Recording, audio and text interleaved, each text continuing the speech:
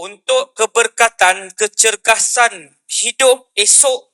Jadi cergas, kita buat niat nak redha Allah, ikut sunnah Nabi, tasbih 33, tahmid Alhamdulillah 33, takbir 34, insya-Allah. Aku tak pernah letih dah selepas amalan itu. Nampak tuan? Laki pun boleh buat, orang perempuan pun boleh beramal, insya-Allah. Tajuk hidupkan sunnah dalam keluargamu. Saya tak sebut kat tuan-tuan sunnah semayang sekali, sunnah Rasulullah makan sekali bersama ahli keluarga. Tetapi saya sebutkan 4 perkara teras. Ia juga merupakan sunnah Nabi sallallahu alaihi wasallam untuk mendapatkan keluarga bahagia seperti mana keluarga para nabi dan rasul. Nabi Ibrahim, anaknya Ishak, seorang rasul. Anak Nabi Ishak, Yaqub, seorang rasul. Anak Nabi Yaqub, Yusuf alaihi salam, juga seorang rasul. Beliau dan anaknya dan cucunya dan cicitnya semua ahli syurga. Subhanallah. Nombor 1 yang Nabi ajar saya dan tuan-tuan, terutamanya pagi ni ramai anak-anak muda, lebih daripada 70% adalah anak-anak muda. Nabi ajar untuk menghidupkan sunnah dalam keluarga kamu dan juga untuk mencari kebahagiaan abadi, kebahagiaan yang kekal selama-lamanya dalam keluarga kamu adalah yang pertamanya mencari pasangan yang soleh dan solehah. Apabila dia soleh dan apabila dia solehah, maka rumah yang kecil terasa luas. Makanan yang sederhana dan berulang terasa enak di sisi suami yang penyayang dan isteri yang rajin. Dan pasangan yang sederhana rupa parasnya kelihatan begitu cantik walaupun pakaian baju raya yang terlepas dipakai pada tahun yang sama berulang kali. Seorang sahabat, saya rasa ramai tak kenal. Ni bukan cahaya muka saya lah. Saya kata hebat Ustaz ni, bercahaya sungguh. Saya duk tahan je ni. Ni cahaya matahari. Ni saya abang siap-siap, bukan boleh pegang gambar, cuba tengok bersinarnya muka Ustaz tu. Ni dia bersinar, panas ni.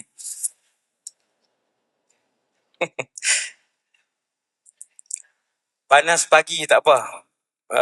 Vitamin. Satu sahabat namanya Julaibib. Satu sahabat namanya Julaibib. Ketika di Madinah Al-Munawwarah, Julaibib ni tidak ada abang, tidak ada adik, tidak ada kakak. Julaibib tidak ada ayah, tidak ada mak. Julaibib tidak ada sepupu, tidak ada saudara. Di Madinah Al-Munawwarah seorang diri. Bukan sahaja seorang diri, Julaibib juga faqir, Ahlus Suffah. Ahlus Suffah ni sahabat-sahabat Nabi yang sepenuh masa menuntut ilmu dengan Rasulullah, tidak sempat bekerja, tinggal di anjung Masjid Nabawi. Itu Ahlus Suffah. Sayyiduna Abu Hurairah, Ahlus Suffah. Julaibib, Ahlus Suffah.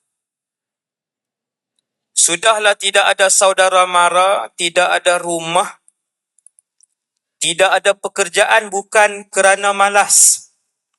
Sebab tu lepas Nabi wafat, Abu Hurairah ada isteri, dapat anak, ada pekerjaan, ada rumah.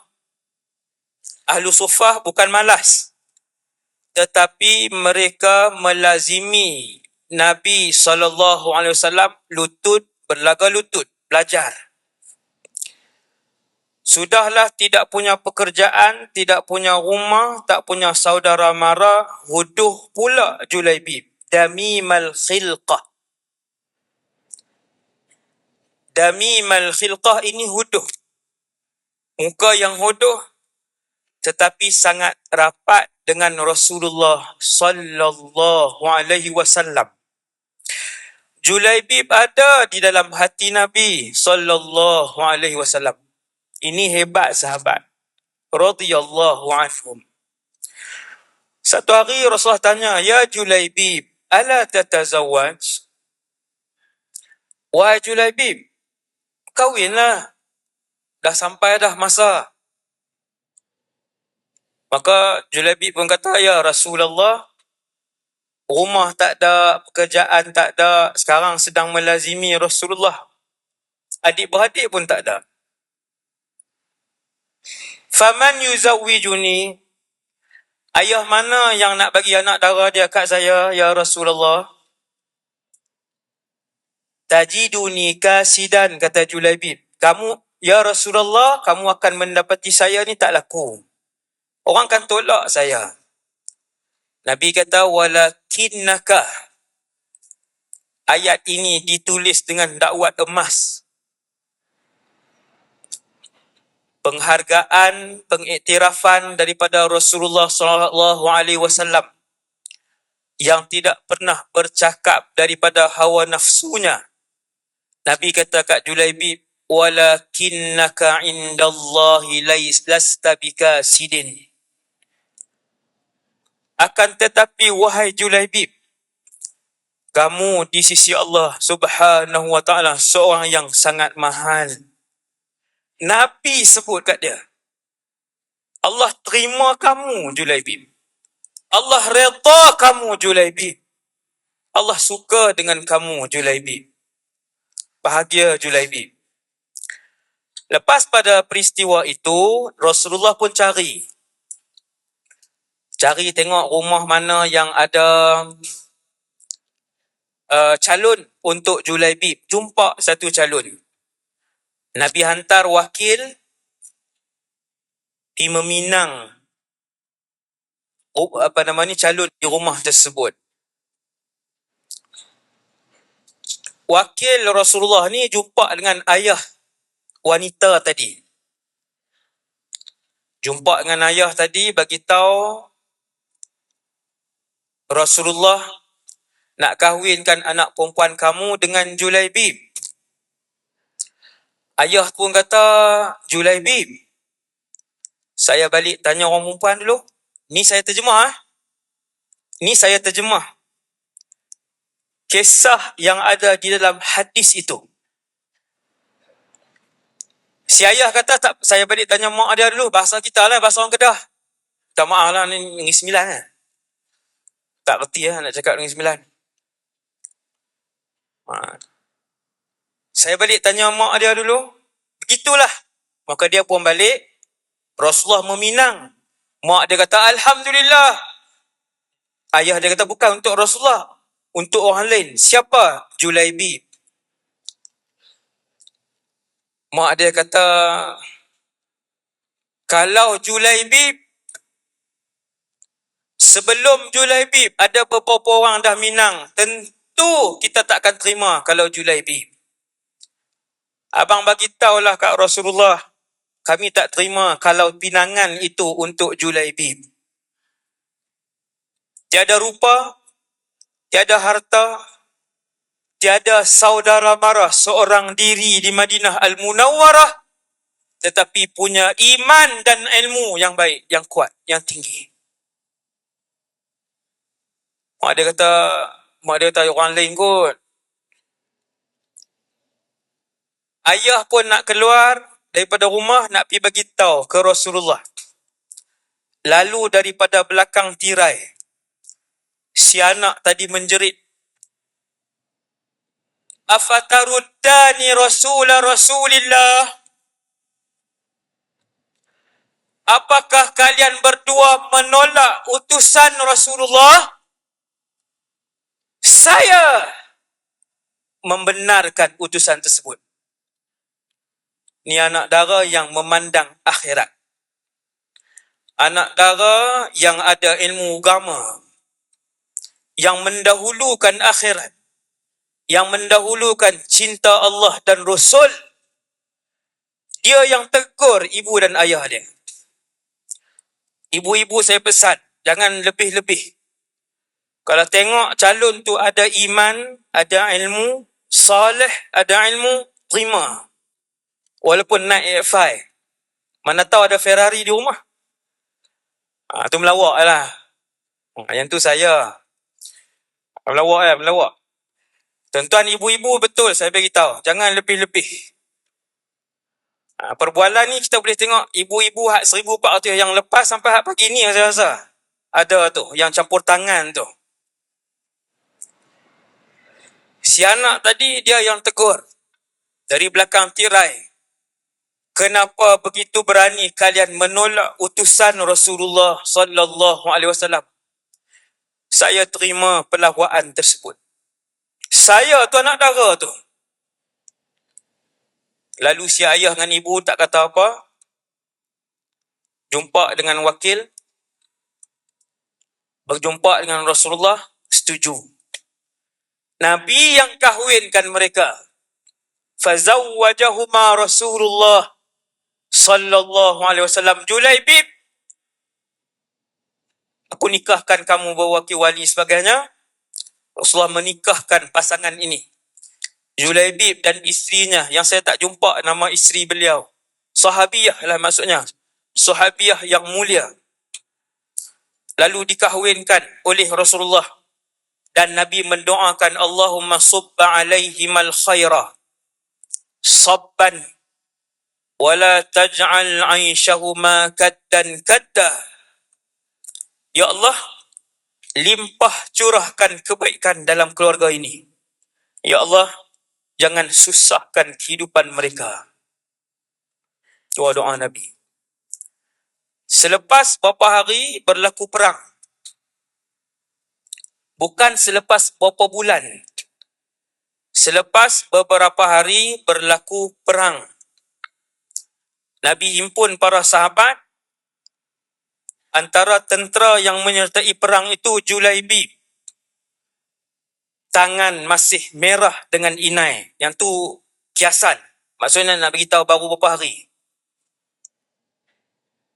Dengan tangan yang masih merah dengan inai, Julaibib menyertai perang itu. Setelah tamat peperangan Uhud, kalau tak silap saya. Wallahualam, saya tak ingat. Tapi macam itulah. Seingat-ingat saya perang Uhud. Ramai sahabat syahid, masing-masing cari anak, masing-masing cari ayah, cari bapa saudara, cari sekian. Nabi pun tanya, tafqiduna min ahad, tafqidu min ahadin, tafqiduna min ahad. Jumpa lagi yang kamu cari. Jumpa lagi yang kamu cari. Jumpa lagi yang kamu cari. Mereka tanya Rasulullah, ya Rasulullah, siapa yang kamu cari? Ana afqidu Julaibib.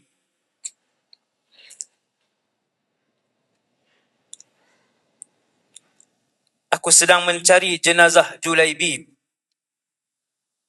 Tafaqadu li Julaibib, Nabi kata. Tolong carikan aku jenazah Julaibib. Sebab perang dah habis, beberapa ketika Julaibib ni antara yang rapat dengan Nabi, sepatutnya dia dah datang. Bila dia tak datang, Nabi suruh cari. Akhirnya sahabat cari, sahabat pun jumpa Julaibib. Telah pun syahid. Di sisinya ada 7 tentera musyrikin yang bertempur berlawan dengan seorang kekasih Allah, iaitulah Julaibib.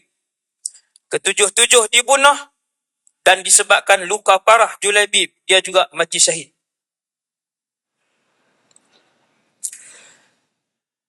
Nabi pun bila tengok Julaibib,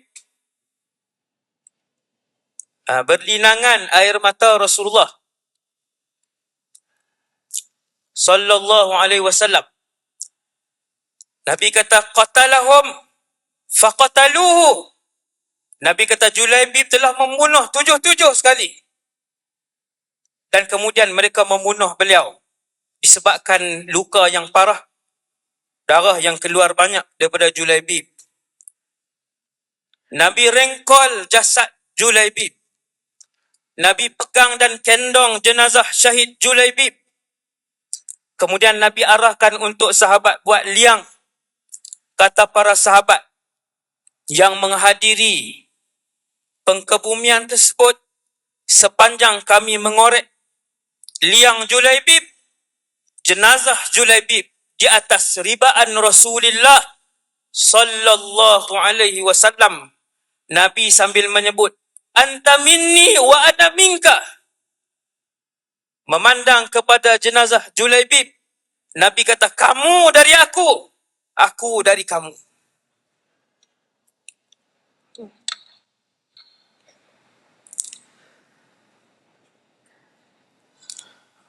Radhiyallahu an Julaibib. Satu orang lelaki yang tinggal negara dia, tinggal ibu dan ayah adik-beradik dia, kemewahan kenderaan dia, kemewahan pekerjaan untuk Rasulullah dan untuk agama. Allah angkat Julaibib, dipuji bertalu-talu oleh Nabi SAW. Nabi cari pasangan kepada Julaibib, juga pasangan yang salihah, yang juga mendahulukan kalam Rasulullah dan kalam Allah Azza wa Jal. Kemudian Julaibib mati syahid, tinggal isteri dia, sebelum tamat tempoh iddah, hampir saja sebelum tamat tempoh iddah, berebut-rebut sahabat-sahabat meminang balu kepada Julaibib, dan perawi mengatakan, aku melihat bagaimana mewahnya hidup wanita salihah itu selepas kewafatan suaminya. Aku melihat betapa mewahnya hidup wanita itu selepas kewafatan suaminya. Doa tadi. Sunnah antara yang paling besar sekali untuk membentuk keluarga bahagia, pilih pasangan yang soleh, yang solehah. Satu. Nombor 2.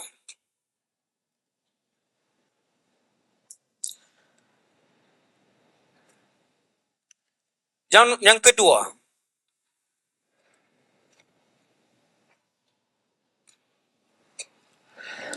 untuk mengalirkan pintu berkat yang paling besar dalam dunia ini masuk dalam keluarga kita, antara pintu barakah yang paling besar adalah memelihara dan menjaga serta berbuat baik kepada ibu dan ayah kamu.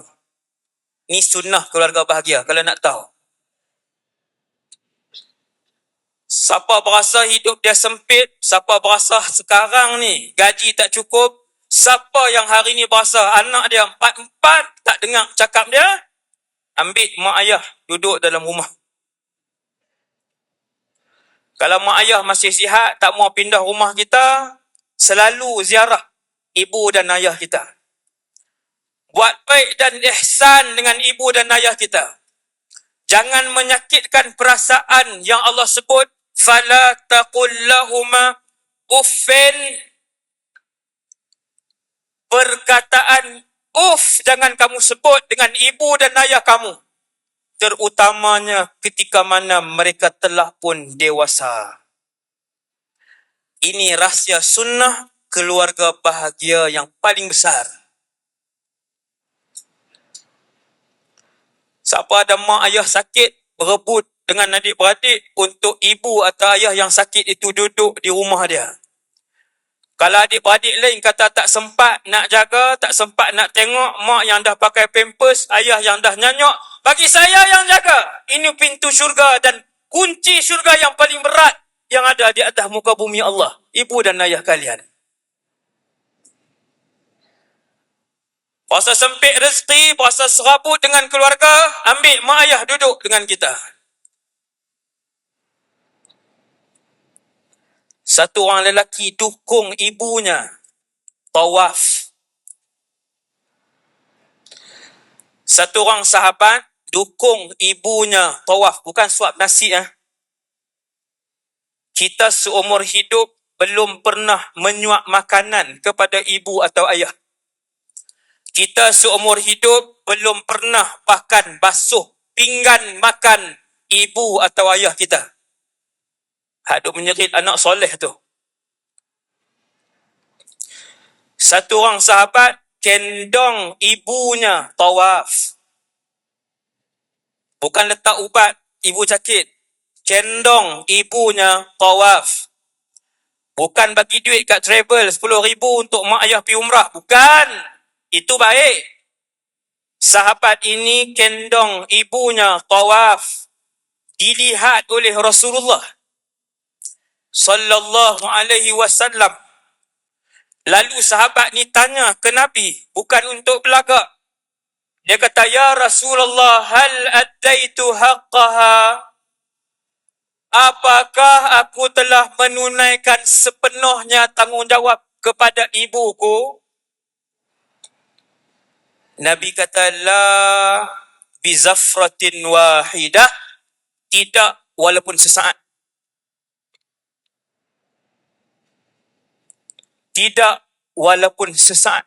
Belum kamu membalas jasa ibumu. Kendong ibu tawaf. Habis 7 pusingan, mata Nabi tengok. "Ya Rasulullah, ini ibu saya. Saya anak kandung."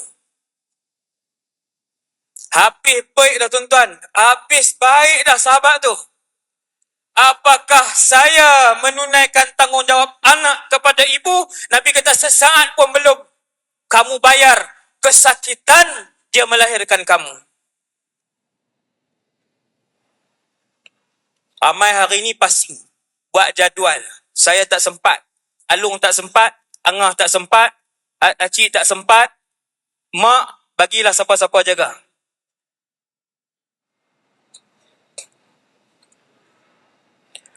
Terlalu rugi kita. Dia terutamanya bila ibu dan ayah tua dan sakit dan tidak mampu.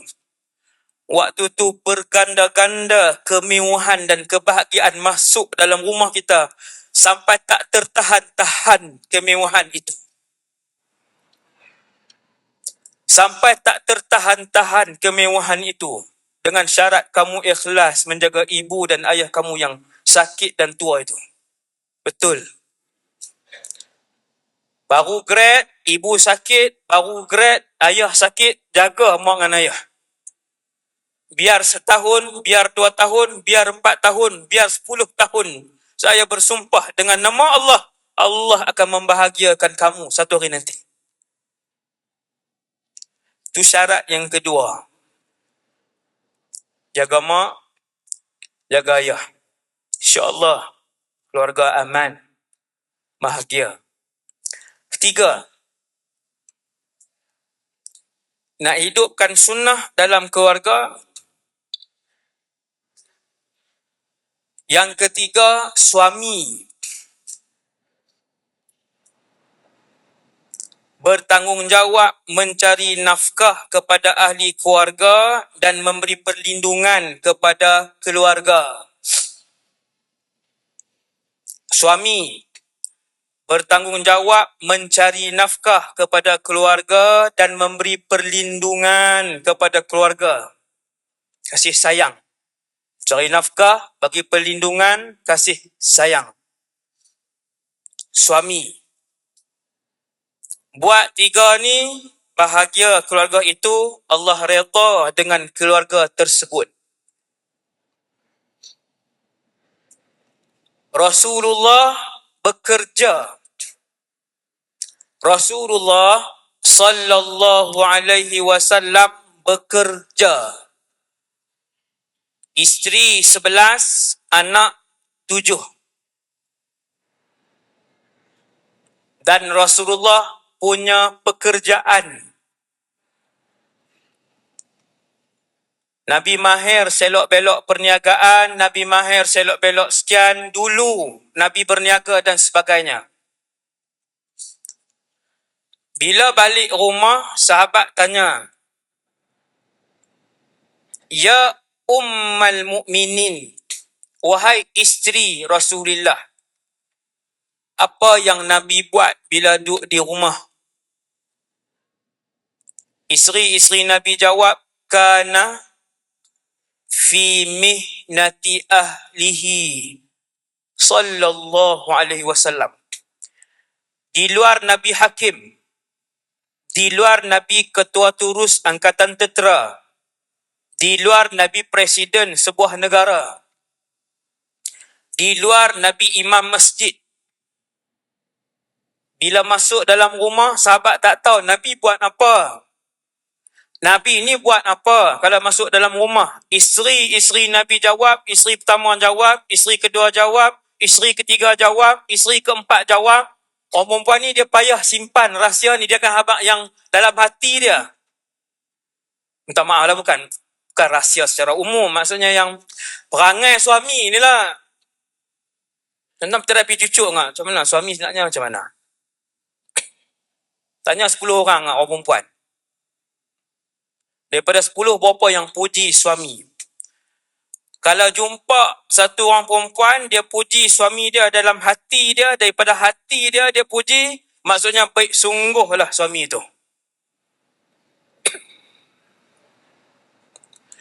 Bila tanya apa Nabi buat dalam rumah, isteri-isteri Nabi jawab, kana fi mihnati ahlihi, Nabi akan buat apa yang kami buat.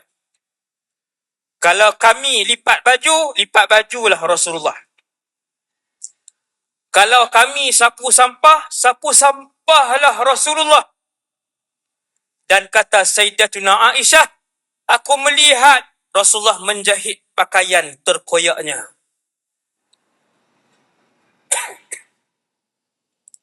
Siap dah orang lelaki lepas ni.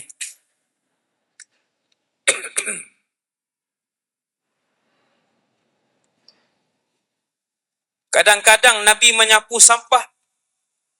Kadang-kadang Nabi dengan jahitan bajunya yang koyak.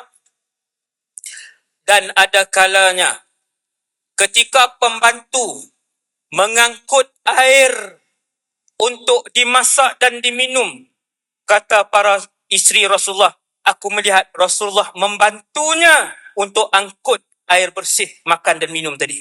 Rasulullah sallallahu alaihi wasallam, Nabi. Cuma yang tu bukan poin dia. Yang tu bukan kewajipan seorang suami. Kewajipan paling teras seorang suami, lindung, kasih sayang, mencari nafkah. Dan apabila banyak isteri hari ini bantu para suami mengurangkan beban cari nafkah, balik rumah tolong-tolonglah sidai baju sama. Tolong-tolonglah basuh pinggan di dapur, walaupun ia adalah tugas besar seorang isteri suri rumah di rumah. Dan orang perempuan jangan senyum lebar sangat. Kerana memang daripada berapa ratus ribu tahun yang dulu wanita menguruskan rumah. Maka benda ketiga yang saya nak sebut untuk menghidupkan sunnah. Yang ketiga yang paling besar untuk menghidupkan sunnah, 3 ke keempat saya tak ingat,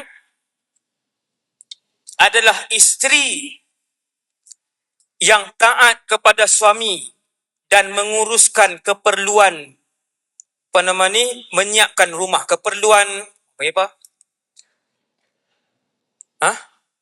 keperluan bukan keperluan rumah tangga, yang tu suami kena beli. Keperluan menguruskan rumah lah. Makanan, kebersihan. Sebab menguruskan keperluan di rumah, makanan, kebersihan, pakaian, kekemasan apa semua ni, dilakukan oleh semua wanita-wanita salihah sejak daripada zaman Rasulullah sallallahu alaihi wasallam.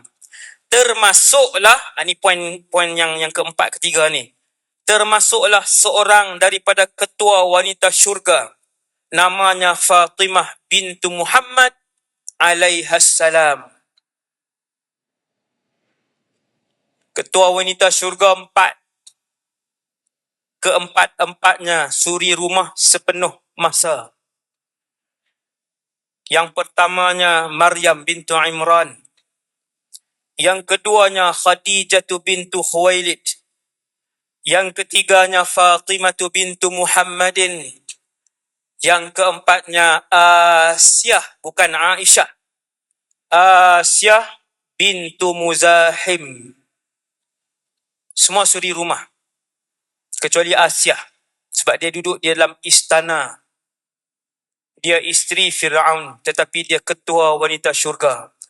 Tu tajuk untuk muslimat saja tu. Malaslah suami saya ustaz, tak pernah tolong pun saya basuh pinggan. Malaslah suami saya ustaz, 24 tahun berkahwin, sekali tak pernah kemaskan katil. Itu nak jadi punca bergaduh tu. Tak kemas katil je. Asyah, ketua wanita syurga, suaminya Fir'aun. Manusia paling bengis dan paling zalim atas dunia ni. Kematian Sayyidah Asyah di tangan suaminya, iaitu dihempapkan batu besar berkecai tubuh Asyah. Tetapi beliau ketua wanita syurga. Nak lagi alasan apa lagi? Bukan tak basuh pinggan tau. Bukan suami beliau tak basuh pinggan yang remeh-remeh ni. Suami beliau manusia yang paling zalim, tetapi tidak menghalang Asyah untuk menjadi salah seorang daripada 4 presiden wanita syurga. Ni buah untuk orang lelaki pula. Ni untuk orang tadi, buah untuk orang perempuan. Buah ni buah kilah lah orang Kedah kata kan. Buah kilah. Tuan-tuan, Fatimah, ni isi yang keempat tadi ni. Sayyidatuna Fatimah membesarkan anak sendiri, tidak ada pembantu. Dia yang pergi ambil air, dia yang mengisar tepung, dia yang membakar roti, dia yang menguruskan rumah, dia yang semuanya Fatimah radhiyallahu anha wa alaihassalam. Sehingga keras dan kasar tapak tangan Fatimah. Kita satu jerawat tak boleh tidur semalam. Macam mana jerawat ni? Kenapa lah sesat main kat sini? Doa ada. Sehingga kesan dan kasar kedua-dua tapak tangan Fatimah bintu Muhammad. Sehingga Fatimah pergi berjumpa dengan ayah beliau, Rasulullah sallallahu alaihi wasallam. Ya abati, ayah, boleh tak kalau lepas ni ada perang, ada hamba-hamba saya perempuan, saya nak minta seorang. Nabi kata, wahai Fatimah, baliklah bagi ke orang lain yang lebih susah daripada kamu. Datang Fatimah kali kedua, ayah, boleh tak nak pembantu seorang? Saya letih, ayah. Kerja banyak. Sayyidina Ali sangat sibuk. Rasulullah kata, balik pulang, wahai Fatimah. Pada malamnya Nabi pergi. Sayyidina Ali di belah kanan, Sayyidatuna Fatimah di sebelah kiri.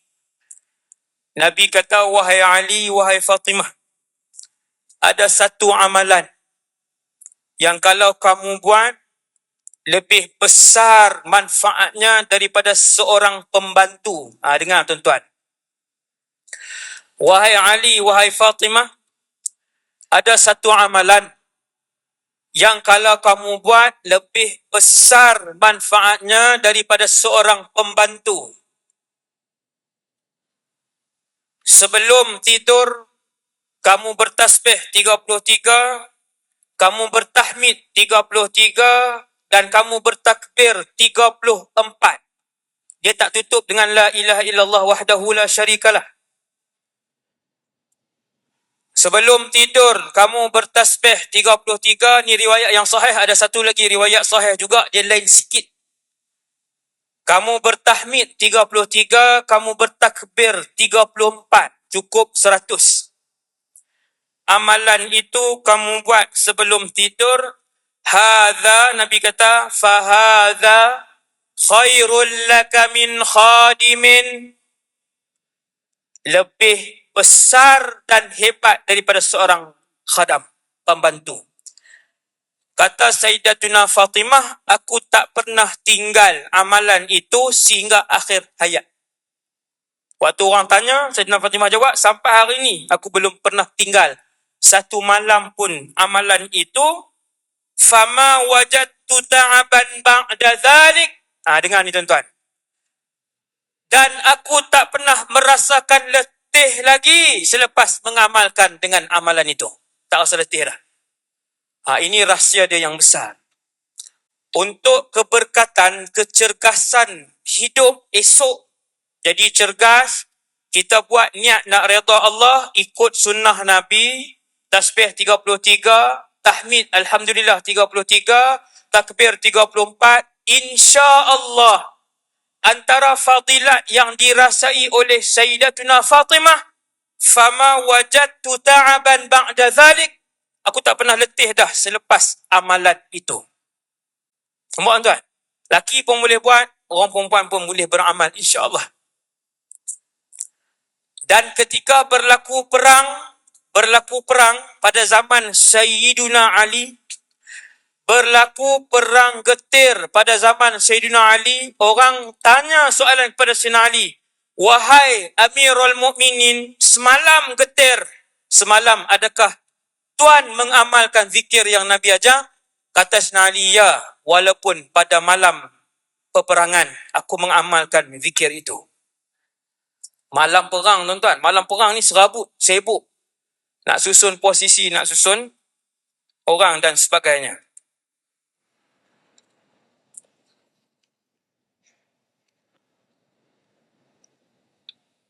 Itu yang keempat. Dan yang terakhir untuk pagi ini.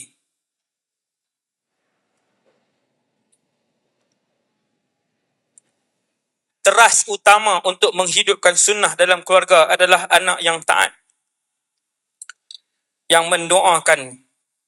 Itu anak yang mendoakan ibu dan ayah dia.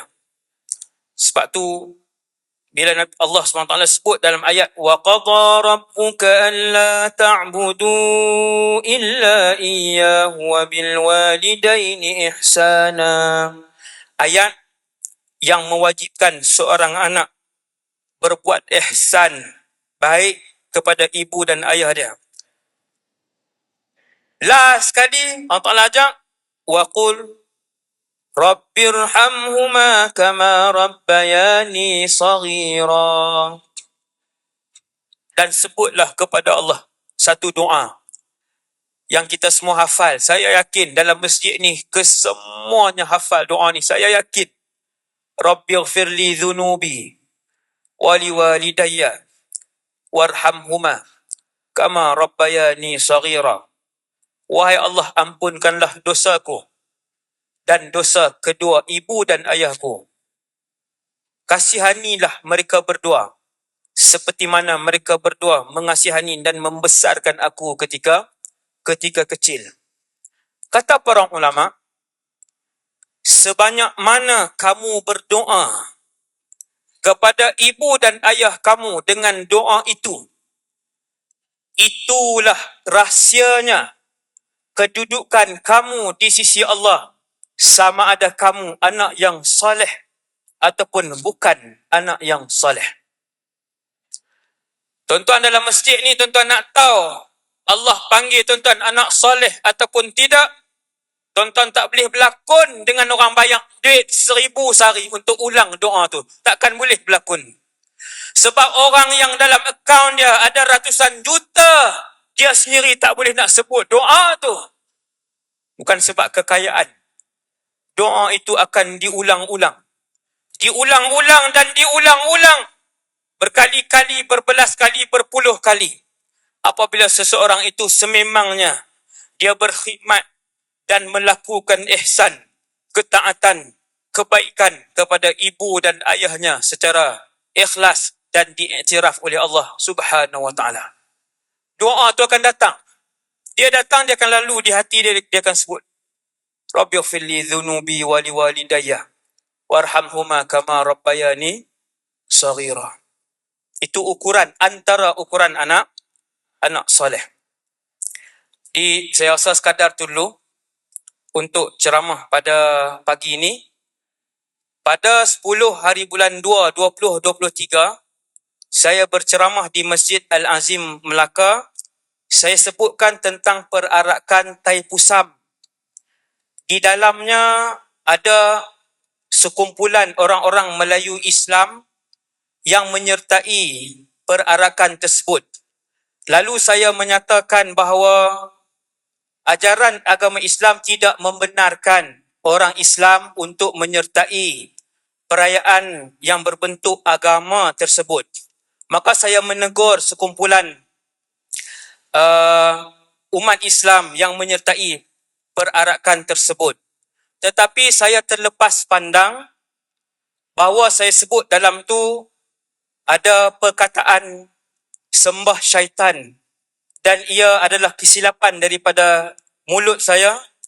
Maka saya pada pagi ini memohon maaf secara terbuka dan mengakui kesilapan tersebut.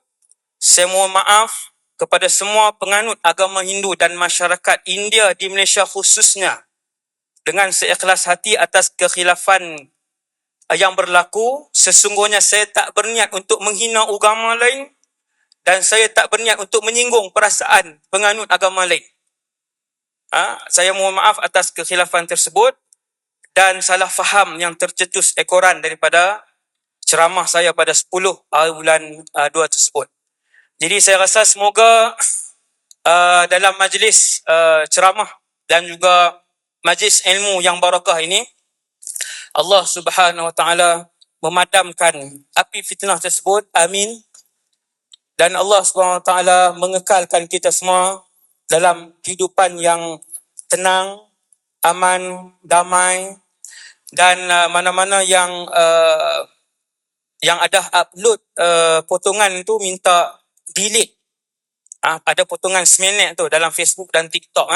Yang potongan ceramah saya tu boleh delete lah kerana ia boleh mengundang salah faham daripada penganut agama lain. Jadi yang tu sahaja.